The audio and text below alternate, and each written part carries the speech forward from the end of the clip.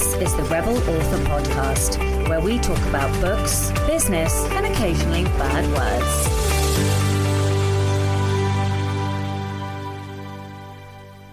Hello, Rebels, and welcome to episode 254 of the Rebel Author Podcast. Today, I'm talking to Emily E K Murdoch all about the multiple pathways she's taken in order to get published. So, as this episode airs on the 7th of August, we will be in Kaikoura, where we will potentially be doing a dolphin encounter and also whale watching. And then as we approach the weekend, I will finally make it to the RWNZ conference. So I will be speaking and giving a keynote there, and that will be the culmination of our holiday. Now, we land on the 13th of August, and the next episode after this one is due to air on the 14th. And I have asked patrons, and they are okay with only getting the episode the day before that it goes live. So what I would rather do is be able to only have these two episodes, this episode and last week, where there's not a proper intro. And then I will record, which I may regret at a later date when I'm extremely jet lagged, but I'm going to record the next episode the day I land. So it might be a longer intro at that point, or I might just sleep my way through it. I have no idea, no way of knowing. But then I'll be able to give you an update on the holiday and how I feel and all the things I've been thinking and the conference, etc. So you'll only really get two episodes with no intro last week and this week, which makes me feel better. I feel like I'm delivering more if I do that. So the Rebel of the Week this week is Ruth. Ruth says, I have a rebel story about my mother.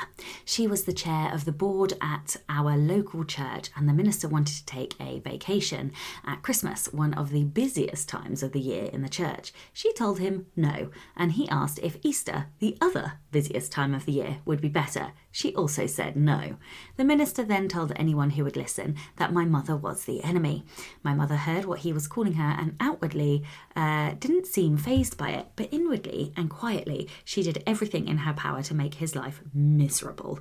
But she did it in such a way that it looked like others were being difficult and she was the only one supporting the minister.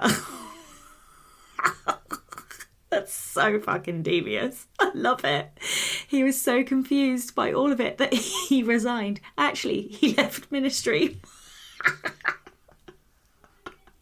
Oh my God, your mum is hilarious. I mean, too right. Who does that? Who does that? Oh my goodness me. Absolutely love this story. Thank you for sending it in. And of course, please do keep sending in your rebel stories. They can be any kind of rebellion, something big, something small, or something in between. You can email your rebel story to Becca over on rebelauthorpodcast@gmail.com. And as last week, no comments and no patrons, but we will do a bumper one when I am back. So a huge thank you to all of my existing patrons. If you would like to support the show and get early access to all of the episodes, you can do so by visiting patreon.com/Sasha Black. Just one caveat with me trying to do this on the day that I come back. If I'm completely incapable, then we will air next week's episode a day late. I hate it. I've never been a day late, so I'm sure it won't be. But I did want to say that just to prevent a slew of, have you stopped the podcast? Because I haven't at all. It's just that it may or may not be Wednesday or it will be Thursday. I'm going to aim for Wednesday next week.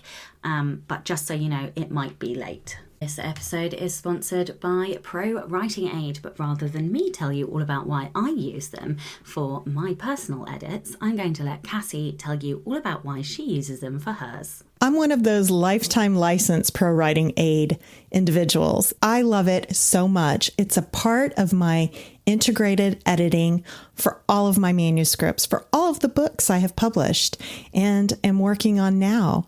The reason why I love it so much is I love Scrivener and I love the desktop plugin with regards to Scrivener. The reports are fantastic. It allows me to know where to focus on. And one of the key features that I really enjoy is setting it up with my genre in mind and comparing me to another author who writes in my genre. You don't get those kind of insights with a lot of editing tools. And this allows me to see how I'm faring against the market. I couldn't replace that. That is indispensable and I love it. So if anyone ever asks me what I use in terms of editing, in terms of my process, it's Pro Writing Aid. Hello and welcome to the Rebel Author podcast. Today I'm joined by Emily K Murdoch. Emily is a historian and an author with a varied career to date. From medieval manuscripts to researching documentaries to marketing, and now historical nonfiction. She is a USAT best-selling author of historical romance as Emily E K Murdoch, has her debut historical nonfiction releasing in autumn 2024 as Emily Murdoch Perkins, and has a few other pen names she either hasn't launched yet or won't admit to. She lives with her supportive husband, eats more cheese than is good for her, and is attempting not to buy another sword. Hello and welcome. Hello. Thank you so much for having me. No, you're more than welcome. Funny enough, I had somebody else recently mention cheese in their bio. So I'm going to ask you the same question I asked them, which is, what is your favourite cheese? It's got to be Cambozola. It's got all the glory of a blue cheese and all the softness of a camembert. It's absolutely, in fact, there's an unopened packet in my fridge right now calling my name. So you're lucky I'm not eating it as we speak, to be quite honest. I love cheese. So I have a milk intolerance, but it's an intolerance and not an allergy. So I'm still okay with cheese and I'm still okay with yogurt. But I would die if I could not eat cheese, because it is one of my guilty pleasure foods. Is a good old chunk of cheese. I had the exact same thing. So if I eat too much cheese, my eczema suddenly flares up and I'm really uncomfortable. And it took about 4 years for me to admit this to myself, because I thought, well, that's it. Once I admit this, I'm never going to be able to eat cheese again. Thankfully, in that time, vegan cheese and dairy-free cheese, lactose-free cheese has improved, but I will still punish myself with Cambozola. I love it. I completely understand. I gave up ice cream happily. I gave up cream. I gave up all of that stuff. But, not the cheese. I can't let go of the cheese. But this podcast episode is not about cheese. It's about you. So before we kind of dive into the questions, would you like to tell everyone a little bit about you and how you got to where you are today? Yeah, so one of my family's favourite stories is that at nursery, I would insist on the nursery workers making me books by folding A4 paper in half, stapling it, and then I would just write words. And when I say write words, it's very much just a scribble. And I would proudly bring these home as my books. So I think it was pretty clear by 5 or 6 that I wanted to be an author when I grew up. But it was always something that would happen long way into the future. Until I was about to finish my undergraduate degree. So as you can tell from my delightful accent that we share, I'm also British. And I was kind of having that, what do I want to do with my life at 21? I'd studied history and English, and I was chatting with a boyfriend at the time. And he said, well, what do you want to do with your life? And I said, well, I want to be an author. But obviously that's something you do. You have a career, you work in a job that you don't enjoy for decades and decades and decades, and then you get to do what you want and write books. And he kind of looked at me and was like, I don't think that's a rule. I think you could just write books. And so I married him pretty much immediately after that. And I started writing. I started out with an independent press, which was a mistake. Not that all indie presses are bad, absolutely not. But I read a book from that press and I thought, well, I can do better than that. And I swiftly realised this is not a great way to choose a publisher. The joys of learning in hindsight. That was 2012. They collapsed. I got my rights back. And I was actually one of the first authors to do a Kickstarter. Kickstarter actually did an academy in 2017, 2018, to try and encourage more authors onto the platform, any authors onto the platform. I raised just under £2,000, so about $2,500, to launch 8 novellas, and I earned more in the first month than I had in the previous year. And I thought, ooh, something interesting here. Do you still do Kickstarters? I don't. I don't do Kickstarters because I am very aware of what I'm really good at and what I'm okay at. And I'm okay at a Kickstarter. I'm not brilliant at it. And because there's so many things I want to do, one of the things I try to focus on is doing things well. Now, that's not to say I'd never go back to it. But Kickstarter 2018 and Kickstarter 2024 has changed a lot. And so I think I would need to upskill myself to go back and do another Kickstarter.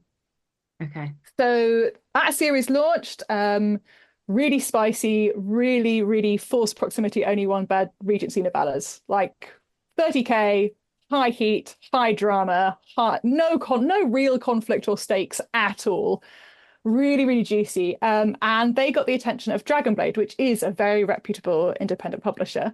And I've essentially been a full-time author since 2021. And so you're across like, are you still across indie pubs, like independent publishing and trad publishing, or because you're like a big jumble mix of all of them, aren't you? So just explain what you've got where, if that makes sense. So I've got it straight in my head before I ask you questions about the wrong series in the wrong market. Yeah. So I have about 4 series of historical romance that I've self-published and are still self-published. I still update the covers, update my blurbs, promote them, do swaps, all that sort of thing. They are just mine. I get all the nice, sweet, juicy money from them, and they just tick over. I have got 4 series of historical romance with Dragonblade. Now, they're an independent publisher, which means they pay me royalties way more than trad, but they do not give me that full 70% because they're paying editors, they're paying formatters, they're paying cover designers, they're paying ads, they're paying for promo. I have a series that is currently launching with Harlequin, which is part of HarperCollins, and that's again historical romance. That's very different. It's trad, it's much lower royalty rates, but I get into bricks and mortar, which is not something that Dragonblade does. So for me, it's about diversification of income, but it's also diversification of points of attention for readers, points of access for readers. So you've got 8 different series, is that right? I probably have more than that. So how many books have you written now? Because you said you started around 2012, is that right? That's what I heard. Yeah, 2012. yeah. So it's wrote in 2012, first published 2013. If you count novellas, which I do, because they make me money, why would I not count them? I count a full story. So yeah, okay. So I've probably got over 100 books out. So you write fast then, because that's got to be 10 books a year.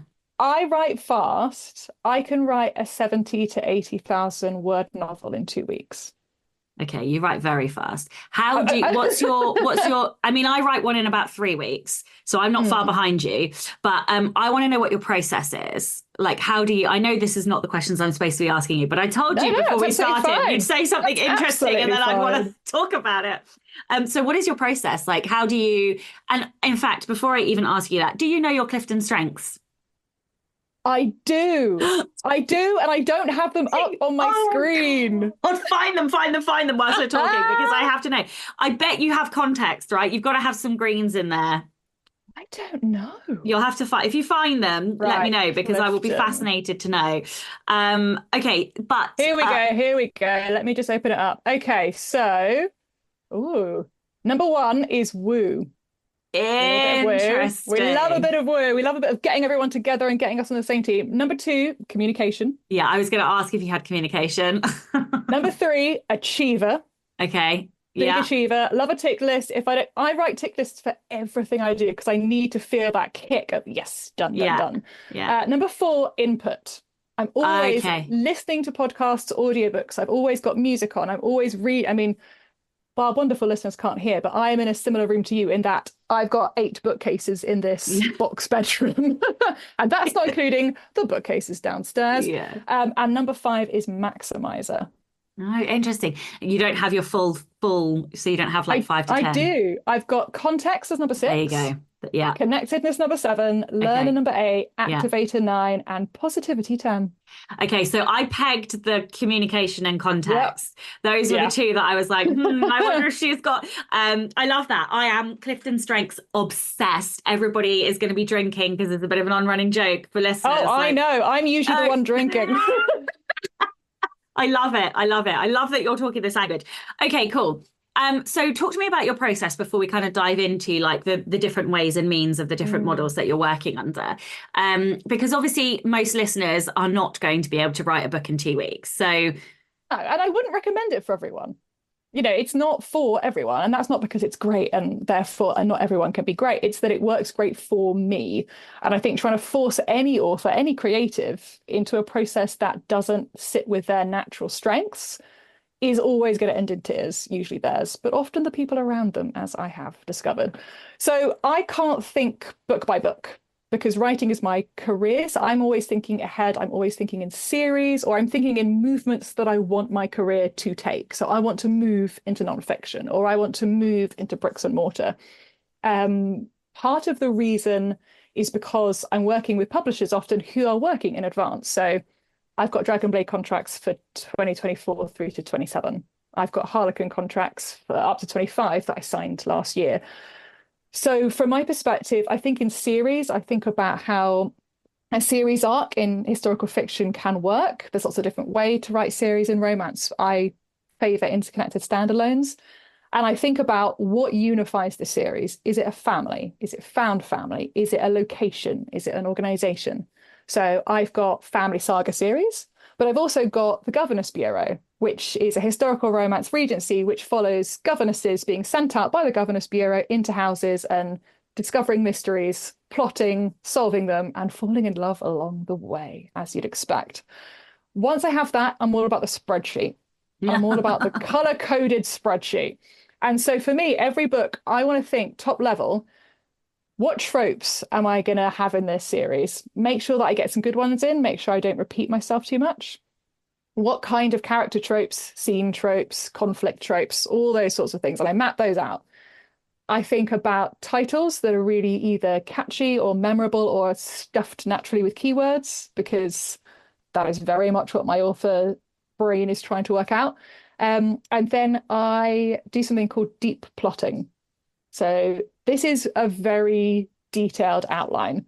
And when I say very detailed outline, I mean 1,000 words per chapter. I'm writing out, and it's deep plotting, but I'm writing it in kind of stage directions. She gets up and says to this person that they shouldn't argue at that person. They respond angrily. She wonders this. He goes to the window. So it's very sparse. It's not direct quotations. It's not direct speech. There's very little description. It's very much what you'd see on a stage. How long is one of those for a book? Well, if you say a romance is 20 chapters, which is usually where I end up, 20, 22, and each one of those is about 1,000 words, maybe to 1,500, whatever that is. Math 15 to 20K. Yeah. But what happens is that allows me to make sure that all my developmental editing is done at that stage. Yeah. So when I actually write out the prose, not only am I writing and I know exactly where I'm going, I never have to stop and think, what happens next? I never have to stop and wonder what someone's thinking. How long does it take you to pull that outline together? Not long. If you think I write 10,000 words minimum a day on a writing day, 2 days. Okay. So do you bread bake the ideas, or you just make it up on those 2 days? Like you haven't thought about it before, or you've done some thinking about it before? Usually the tropes are leading me. So for example, let's pick something out of the air, Regency romance. We have a blue stocking heroine, someone who's very studious, very nerdy, wants to be an astronomer, for example. Then we'll have a rakish duke as a hero, because of course, but we will add a spice of previously a spy, and we'll add a bit of spice of lost his family. So he's got this found family urge. What tropes are we going to have? Misplaced identity, so he'll think that she's someone else. We'll add in only one bed. She's on the run from somewhere, so they're at an inn. We'll add in arranged marriage or fake marriage as marriage of convenience. And we'll add in she falls first, he falls harder.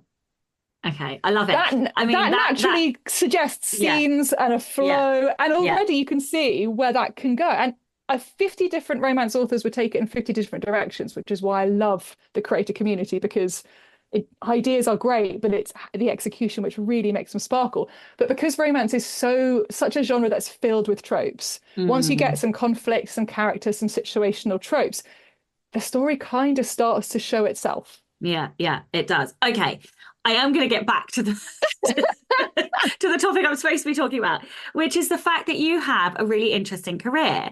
And you've kind of already alluded to a little bit of this already. But the fact is that you have navigated every which way of publishing that you can, pretty much. So let's talk a little bit about that. Like, why did you choose self-publishing? Why did you choose independent publishing? Why did you choose trad publishing?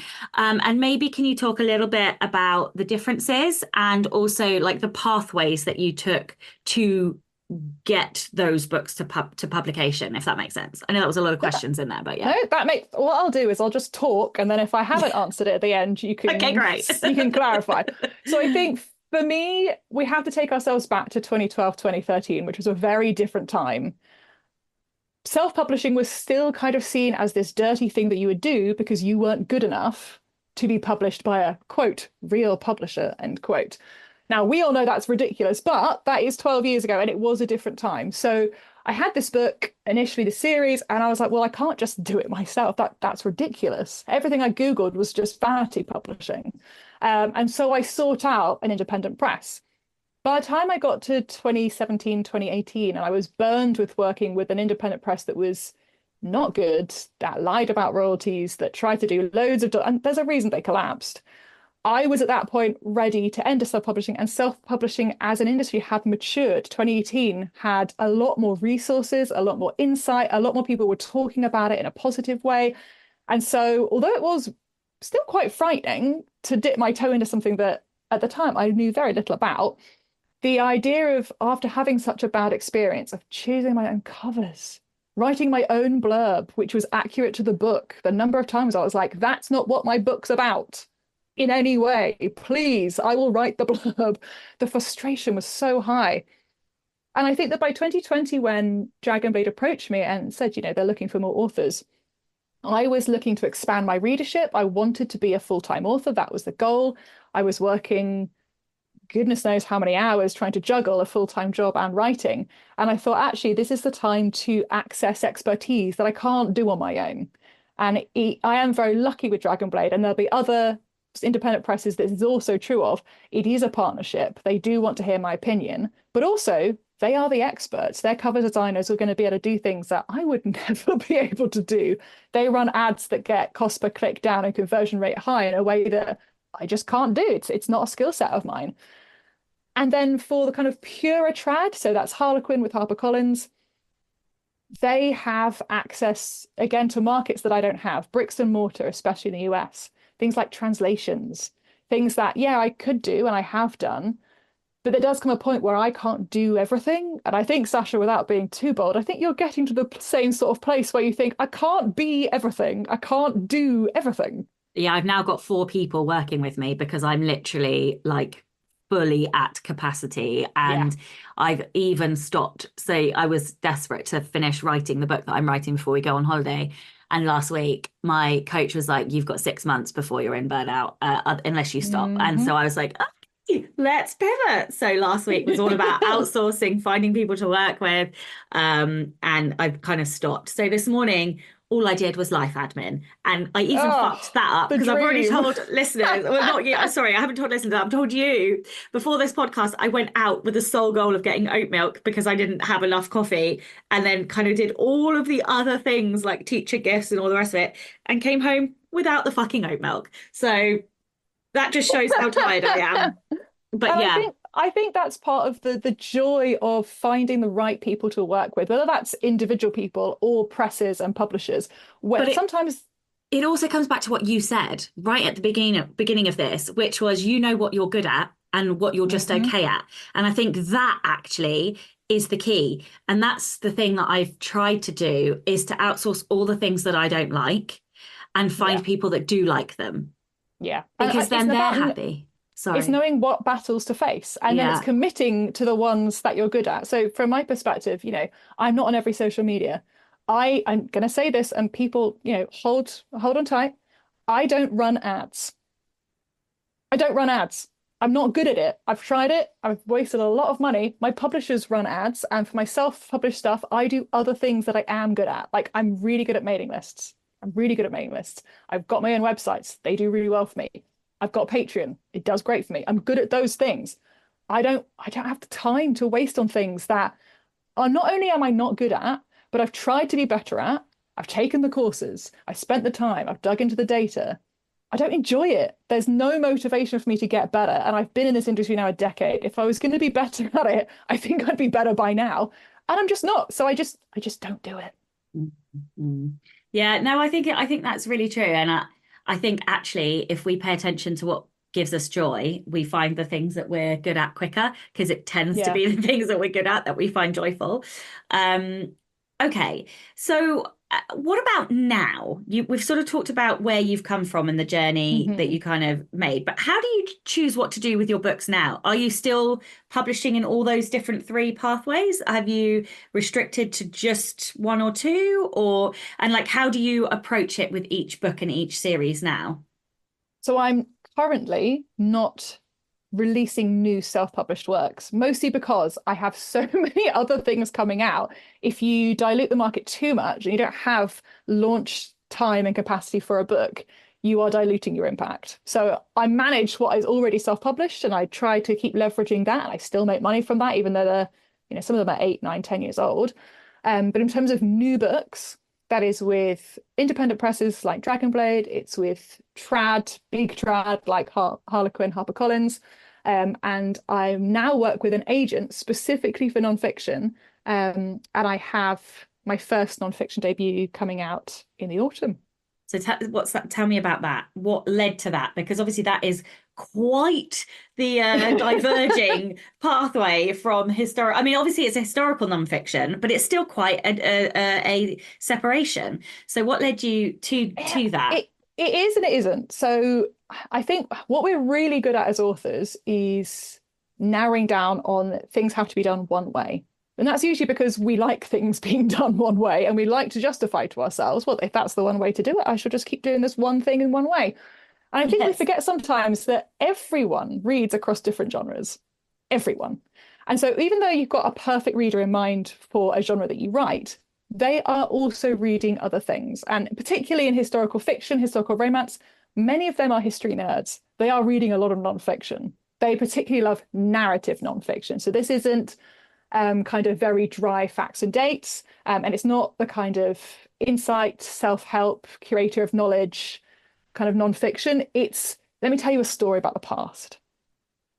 And I think for me, that nonfiction works really well as an extension of what I love in terms of I'm a history nerd. I did my master's in medieval studies, but also what I love to do. I do a lot of teaching. I love speaking events. I love doing workshops. I love mentoring.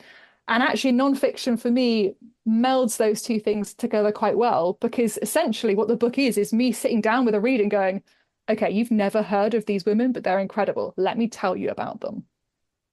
Mm-hmm. And okay, so how did you go from being self-published to trad? Do you have an agent? What was that process like? Did you get picked up? Did the offer come to you? Did you go to them? Like what kind of happens? And does this agent still work? Like, would this agent work with translating your self-published stuff, or do you have to do that alone? Like, what is that working mechanism like? Because I think a lot of listeners come to these kinds of podcasts and either go, right, I'm 100% indie publishing, I want to be self-published, or they come to it and go, right, I want to be trad published. And I think we don't often hear from people who sit in that middle bit. So I'm technically a hybrid author because I've got translation deals, I've got audio deals. But I think for most listeners, they'll see me as an indie with deals, not a true hybrid author, because I haven't sold like English language rights to a publisher. I have got a book that I am thinking about doing that with, but I need to make up my mind what it actually is. It's written, and I think I need to age it up in order to keep it under my, anyway, that's irrelevant. But so, and I think I won't really truly class myself as hybrid until I have a book that is English language trad pubbed, but that's not everybody's definition. So yeah, talk about kind of what it's like for you working as a truly hybrid author with kind of those structures, the agent and that kind of stuff. What was that? So how I got there was I had self-published books and I'd worked with Dragonblade, and they'd kind of given me my confidence back that actually working with a publisher could work because they're very ethical, they're very clear in their marketing, and it worked really well. But at this point, I was still working a full-time job. So I wanted to change some parameters, but not everything. So I thought, right, historical romance, but to another more trad publisher. And Harlequin, which is part of HarperCollins, accepts direct submissions. They're one of the few publishers in the world within the trad kind of top 5 sphere that do that. So I got a 2-book contract with them directly with no agent, which means I get all the money. It also gives me access to translations, bricks and mortar, the new audience. But in terms of the nonfiction, I always knew that I wanted to write it one day, but it was very much well, let me focus on what I'm doing and make sure that's running. At this point, I'd been full-time about a year. And this is going to sound really dramatic, and I don't mean it to. The Queen died. And I woke up and I was like, what if I wrote a book chronologically looking at the history of coronations? Because so many medieval practices are still done today, and so many have been lost and are wild and ridiculous, and no one really thinks about this. And so I just woke up one day and was like, well, there we go. That's the idea. It's really topical. Let's just see. What have I got to lose? Nonfiction, you don't write the whole book. You write a proposal, which is a bit like a business project proposal. You kind of talk about what you want to write the book about, who the audience is, why it's impactful at the time, what expertise you bring. And so I pitched that to 20 agents, I think. And I ended up being offered and selected my agent at the moment. We had a great rapport, and we sat down for our first call, and she was like, we're not going to send this book proposal out. And I was like, okay, good, I think. Why? And she was like, your experience in the independent world, the self-publishing world, you can write a book and publish it tomorrow. It won't be very good, but you could do it. We're thinking about 18 months timeline here. And I was like, 18 months? Like, I knew publishing in the trad world was slow, but I could not have, what are you all doing? What are you all doing that takes 18 months to get a book out? She was like, look, the coronation idea will be long gone by the time we get this book out, but you have some really fascinating ideas. I want more younger voices in historical nonfiction. What other ideas do you have? And so that it didn't evolve in the way that I thought. And essentially, we came up with the idea for Regina, which is the book that did sell, and I then wrote, and is current. I'm due the edits back any day now, and I live in dread because it's very different editing nonfiction to fiction. And that's the idea about, what queens would England have had if firstborn daughters, not firstborn sons, had inherited the throne?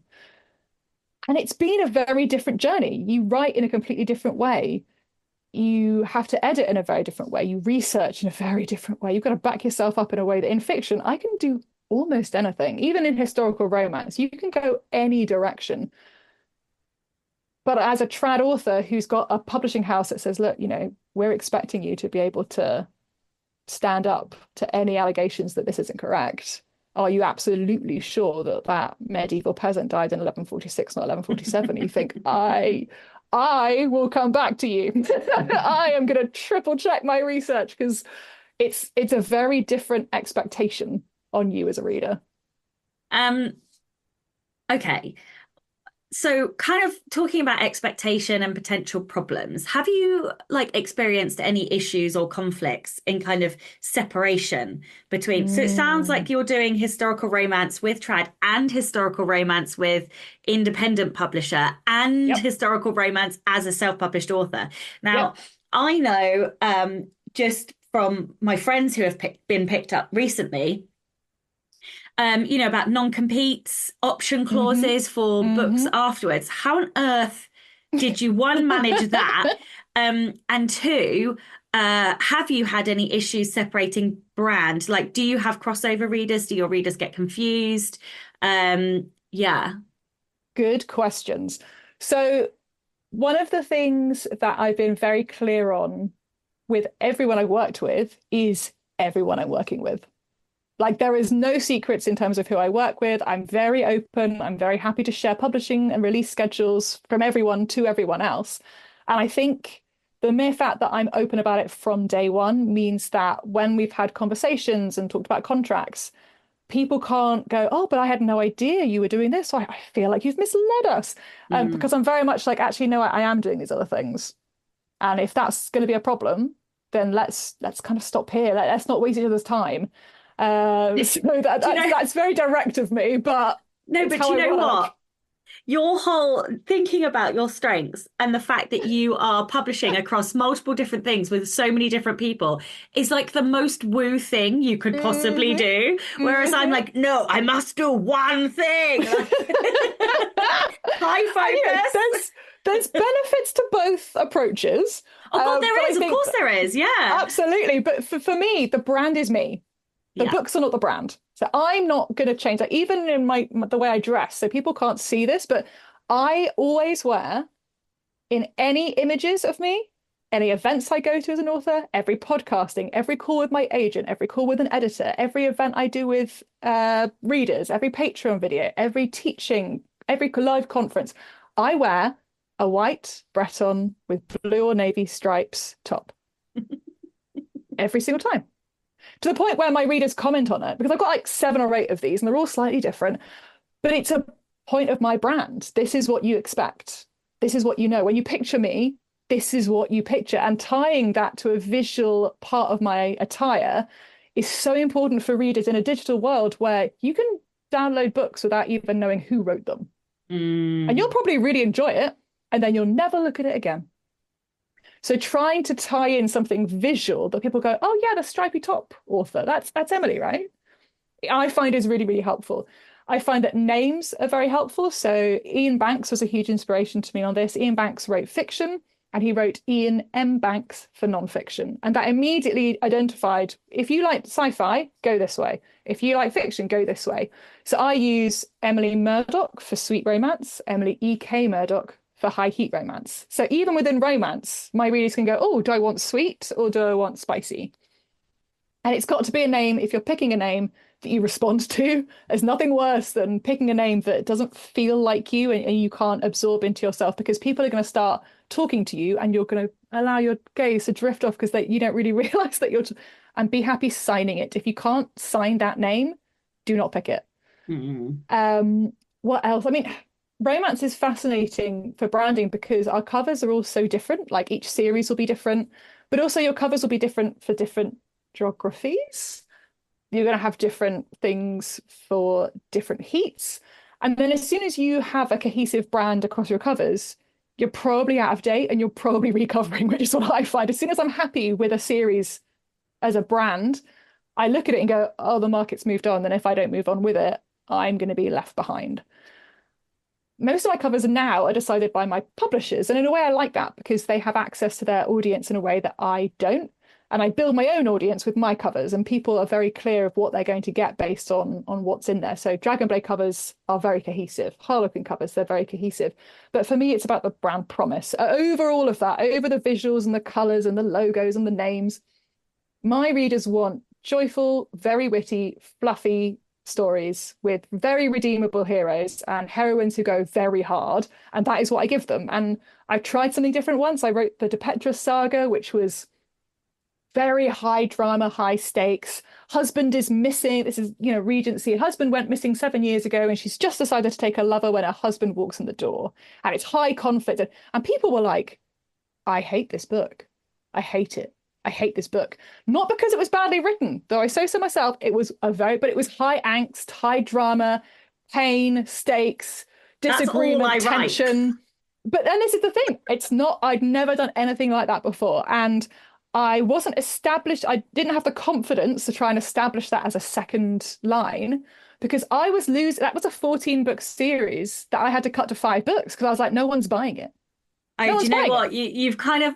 So I had this idea for a cozy fantasy, and I think you've just convinced me not to bother doing it. I think I'm going to find a way to. I'm to really make sorry, it. cozy fans. Well, the thing is that I'm not like I think I would really struggle but cozy books absolutely boggle my brain. I am fascinated by cozy fantasies, and I've read quite a few, and I enjoy them. I do enjoy them, but like I think my learner wants to do it because she wants to understand like how to do it. like, and the craft of doing it, because all I am capable of writing is high drama, high stakes, high angst, high fucking conflict, death stakes, and like all of the spice. And like, I don't know. I think I'm really good at writing that. So maybe I should just stick to my fucking lane and ignore the cozy. What I'm going to do is I'm going to take charge. I'm going to skip down to a question that you've asked me for later, which is about for authors who want to diversify their genres. So this is you, Sasha. And I would think really carefully about your capacity. If you can't increase your time capacity and you want to go from one genre to two, you will by definition have half the time, but you will have less than half the output per genre. And that's because you're task switching. I don't think I'm going to do it. You're task switching. You know, when you task switch, even if it's I'm going to edit a sweet cozy and then I'm going to edit a really rompy lovemaking scene, you're going to lose 20% of your capacity for at least 20 minutes. Have you ever read a spicy cozy? There aren't that many. I haven't found one. I haven't specifically looked for one, but I've never come across one. And I think part of the you know what we're not going to do? We're not going to get trapped in the what is sweet, what is clean, what is wholesome, because I hate half of those terms and readers know. So I don't know why we authors get our knickers at a twist about it. They know what they're looking for. But I think cozy mysteries with high heat, there's nothing in the genre that says you can't do it. What about cozy fantasy with high heat? I think cozy fantasy with high heat, I would argue, makes more sense because fantasy lends itself to higher heat. Yeah. And I think the coziness of it is often what we often see in queer spaces and we often see in fantasy spaces, which is found family, adventure, security in those around you, and stakes, but like the knowledge that if it all goes terribly, we can go home. We can go back. We don't have to do the adventure. Oh, lots to think about. My brain's whirling. Okay, let's talk about the fact that obviously as a historical writer, there's got to be some research. You've already talked about the fact that you've done a lot of research for your nonfiction. So like how do you stop yourself? I can imagine somebody who's got high input, context, and learner. I think I heard. Did I hear learner as well? You did. Yeah. How the hell do you stop yourself? Do you have any strategies? Like, do you give yourself time limits? When do you know enough is enough to give you the book that you need to write, to give you the content that you need for the book? Because I should imagine you like the research. Question, Sasha. Yeah, that's a very good question. I think. How do I even start with this? So let's start with acknowledging I'm a full-time author. My husband works and earns an income. I've got my health, I'm able-bodied, and I have no caregiving responsibilities at all. So let's just be aware, I have to acknowledge my privilege. I have a lot of time. There are going to be plenty of people out there that do not have the time at all, or their time is always pulled in 1,000 directions. So I'm very fortunate that I get to dictate my schedule. So let's just start there. I love structure, and that's a natural love of mine, and so that is obviously really helpful. I teach a course called You Can Write More Words, which actually I'm happy to do like a 50% off coupon for people. And part of that is understanding your natural body rhythms. When are you most creative? When are you most strategic? And when are you tired but still able to work? That for me is admin time. And over time, when I worked a full-time job and I didn't have the capacity to pick my own schedule, I very quickly worked out that I am much better getting up at 5 o'clock and writing a couple of thousand words. Sasha, 5 o'clock with no coffee, writing a few thousand words, working a full-time day and then collapsing, as opposed to sleeping in, working a full-time day. I would then sit at a desk and go, I don't know what words are, actually. In fact, I don't think I've ever read a book in my life. I was the total other way around. So I would sleep in until about 5 minutes before I had to be in my corporate day job. That makes me flinch. I would fall out of the door and then I would come home and I would like zombie my way through the day. And then I'd come home, I'd sort dinner and then I'd wake up and then I'd sit down and I'd write until like midnight, 1 o'clock in the morning. And that was and that works for so many people. But if you tried to make me do that, I think the majority of humans are morning people. I think if you look at like, if there was a percentage breakdown, I do think that most people are naturally morning people. I think we're meant to be morning people. I'm just not. I'm just I mean, not. the whole tangent I would love to take here on medieval sleep theory and how we've completely lost the ability to sleep well based on first and second sleeps. Maybe that's a podcast for another time. Isn't it? Weren't we supposed to sleep for like 4 hours and then 4 hours or something? Essentially, yeah. So our Yeah. natural body clocks, and studies have shown this by chucking people out into the middle of nowhere, there's no electric light. But all the way through ancient culture, medieval culture, up to kind of the 1700s, we have documentary evidence of letters, poems, contracts where people would sleep for 3, 4 hours, get up, people would make bread. So it's written by the time you woke up. They would go and milk animals so you wouldn't have to do it in the heat of day. People would gamble. People would often make babies at that point of the day. And the Industrial Revolution, very sadly, has pushed us into this focus point of, well, you've got to sleep 8 hours, work 8 hours, and the other 8 hours are for 100% of your life to try and fit in. It doesn't naturally work. And for me, my natural creative space is very early in the morning. I write my 10,000 words.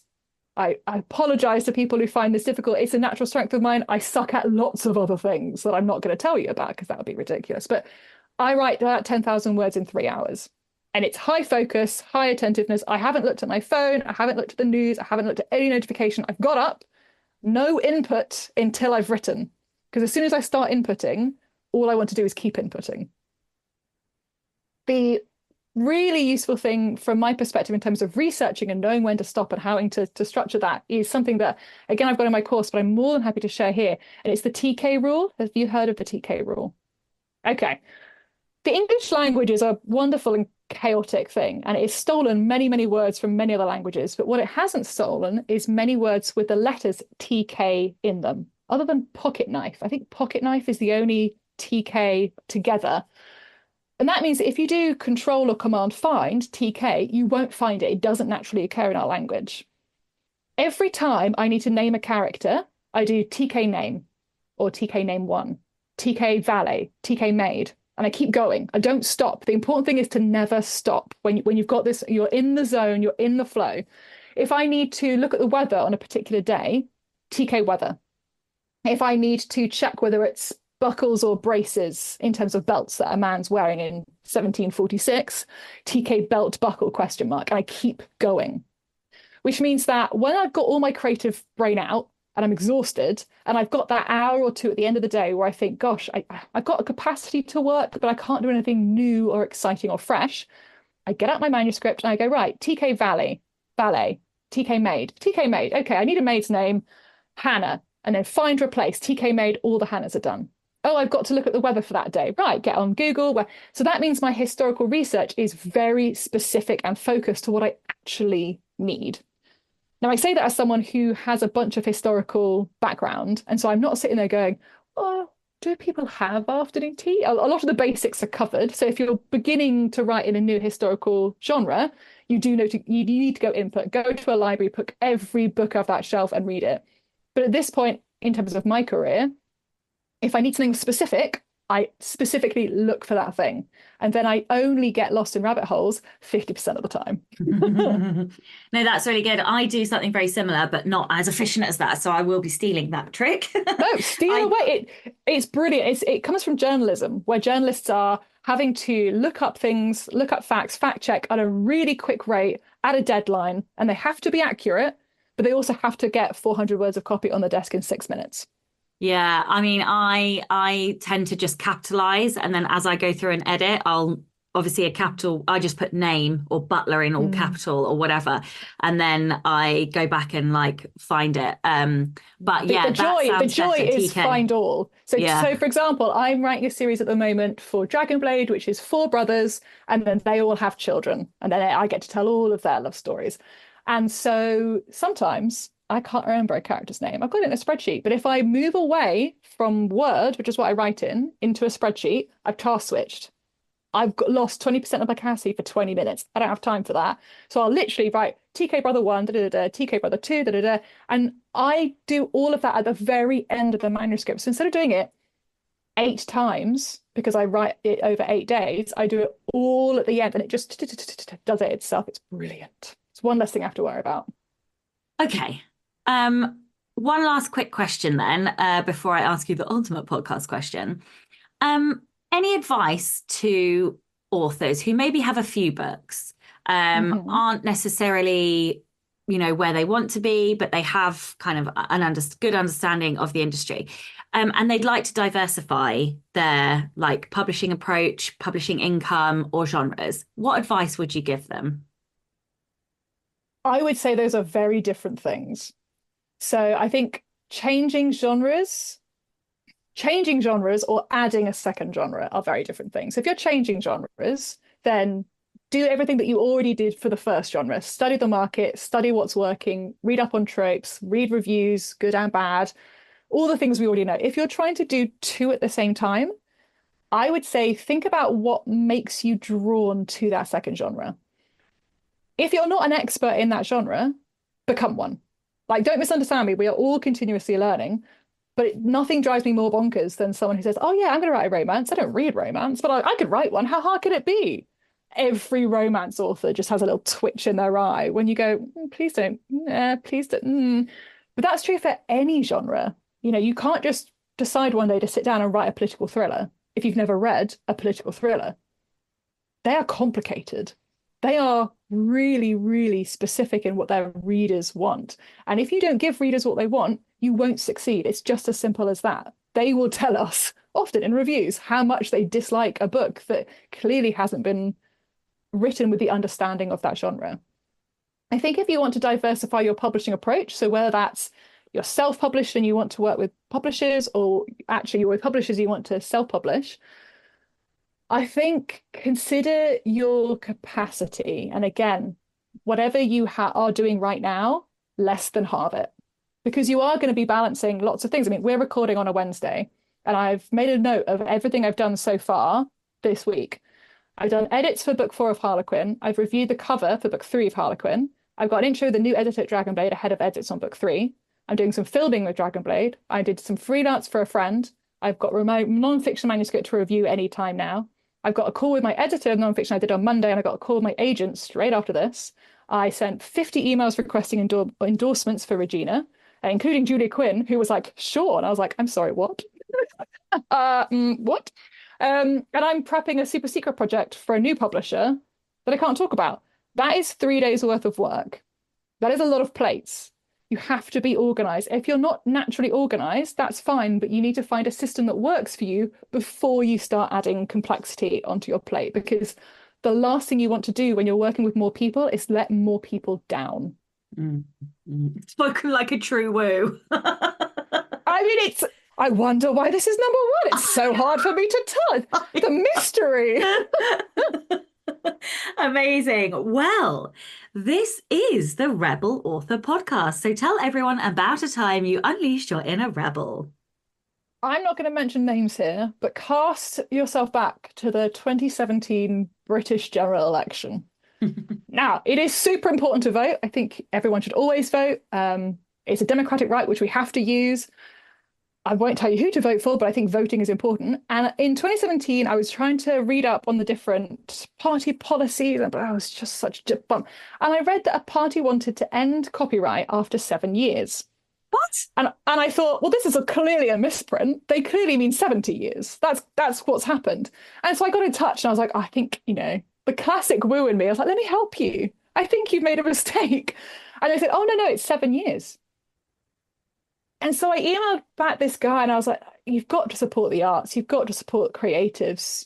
One day I want to live by my writing, but I'm not going to be able to do that. And no one will if we lose copyright after 7 years. And part of what makes any country, any community great is the free thinkers and the creatives. And this guy, get angry just thinking about it.